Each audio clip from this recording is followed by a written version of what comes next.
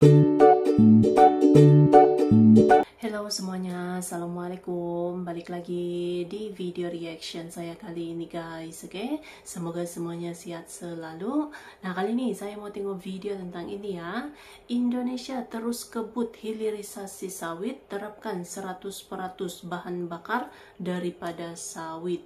Luar biasa ini kan, Indonesia terus gitu untuk menerapkan sampai 100% ini bahan bakar daripada sawit ini. Kalau Indonesia sukses gitu ya sampai 100% ini bahan bakar daripada sawit, memang keren. So, jangan lama-lama lagi, mari sama tengok video ini. Let's go.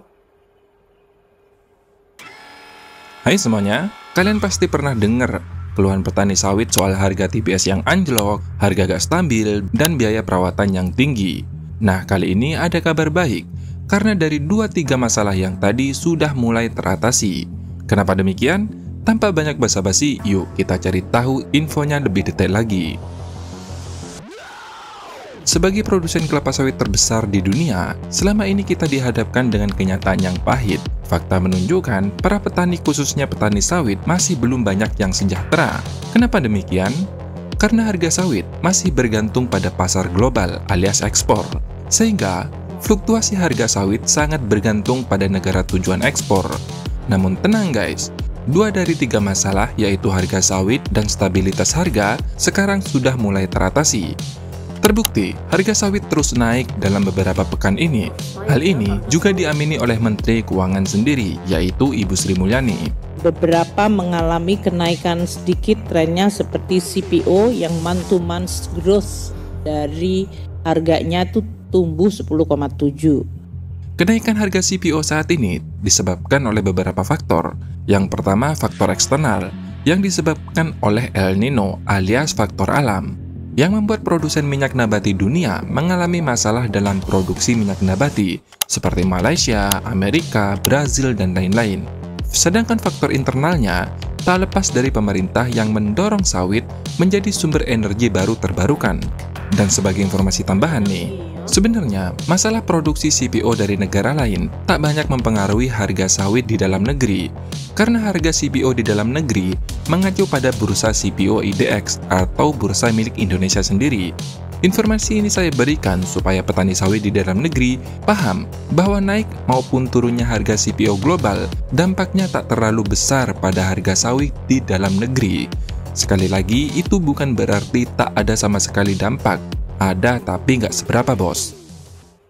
Beberapa analis menilai tren kenaikan harga CPO ini akan terus berlanjut hingga 2025. Sekali lagi, fokus dalam negeri ya. Hal ini karena penerapan mandat biodiesel akan ditingkatkan, yang sebelumnya B35 menjadi B40 pada tahun depan, terhitung mulai 1 Januari 2025. Kebijakan ini dapat meningkatkan konsumsi CPO yang sebelumnya 11 juta ton menjadi 13,9 juta ton pada tahun depan. Di sisi lain, penggunaan biodiesel di dalam negeri diperkirakan juga akan meningkat, yang sebelumnya 13 juta kiloliter menjadi 16 juta kiloliter pada tahun 2025. Nah, selain itu geng, ada kabar yang sangat-sangat baik nih, dan pasti selama ini diimpikan oleh para petani sawit dan pengusaha sawit. Kabar apakah tersebut? Ya, D100 yang menggunakan bahan baku 100% minyak sawit sudah mulai diberlakukan bos. Ya, betul, kalian gak salah dengar, 100% BBM sawit sudah mulai diberlakukan, dan gak cuma wacana saja bos. Green Diesel D100 yang telah sukses melakukan uji coba sejak Agustus 2020 yang lalu, kemarin telah melakukan kolaborasi strategis dengan salah satu perusahaan tambang terbesar di Indonesia, yakni PT Vale Indonesia Tbk. Pertamina Patraniaga mendorong penggunaan bahan bakar ramah lingkungan di sektor pertambangan. Langkah ini sebagai tindak lanjut dari nota kesepahaman pada bulan September yang lalu. Ini sekaligus menempatkan PT Vale sebagai pionir dalam mengadopsi HVO atau D100 di operasional alat berat di sektor pertambangan untuk mendukung target Indonesia menuju net zero emission pada tahun 2060. Bentuk kerjasamanya ini adalah merupakan commercial project trial dengan Vale untuk memanfaatkan HVO ini di dalam operasionalnya dia secara real di lapangan untuk kegiatan penambangan, dan ini baru pertama kali di Indonesia kendaraan berat menggunakan HVO ini.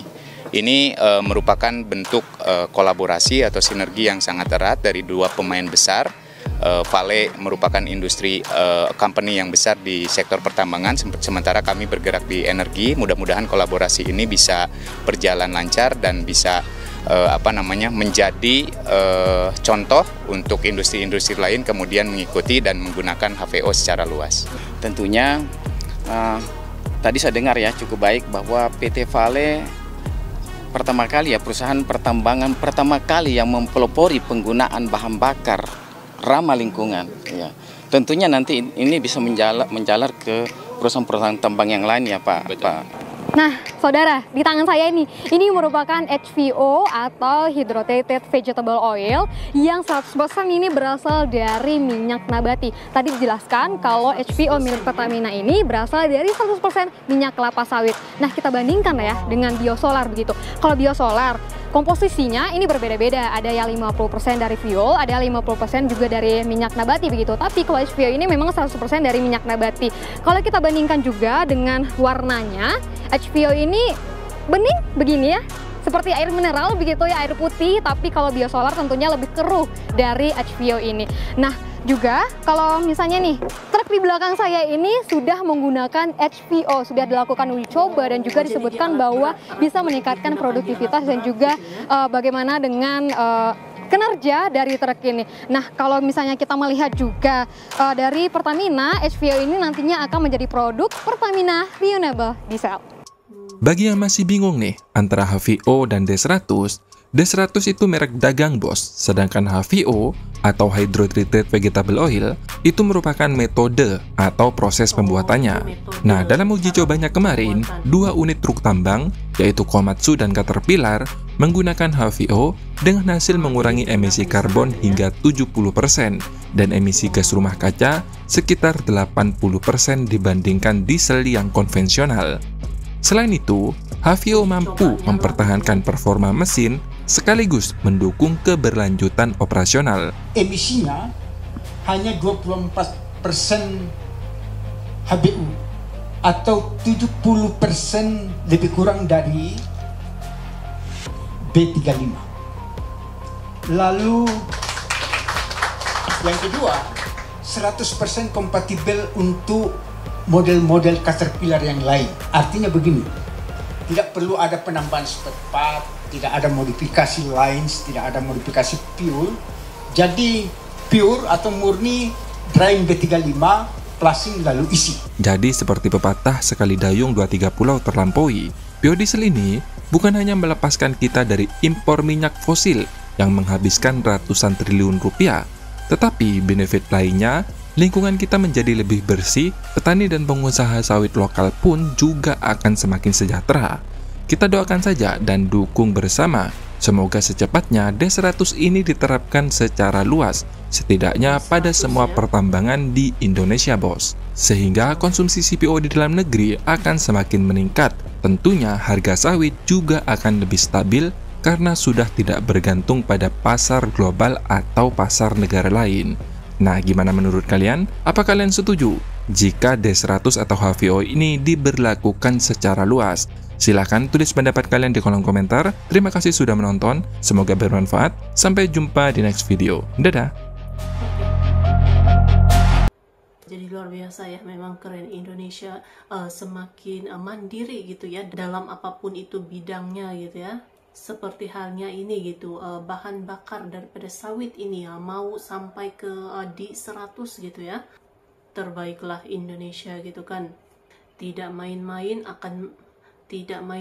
gitu ya, terus mandiri, terus mengembangkan pelbagai potensi-potensi sumbernya gitu. Mantap, terbaik. So, terima kasih banyak sebab kamu sudah menonton video ini. Jangan lupa macam biasa untuk support channel saya dengan subscribe, like video ini, dan jangan lupa untuk komen juga, oke? Terima kasih banyak dan kita jumpa lagi di video seterusnya. Assalamualaikum.